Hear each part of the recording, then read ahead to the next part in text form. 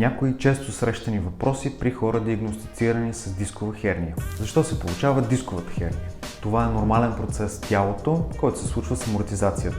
Сам по себе си той не е опасен. Ако не е опасен, тогава защо боли? Вече се заринахме с доказателства, че болката в кръста не е директно свързана с структурните промени, които можем да видим на резонанса. Болката може да е от различен характер, по различна причина и това трябва да се тества от подготвен терапевт, за да може да се установи. Значи хернията не създава условия за болка, така ли?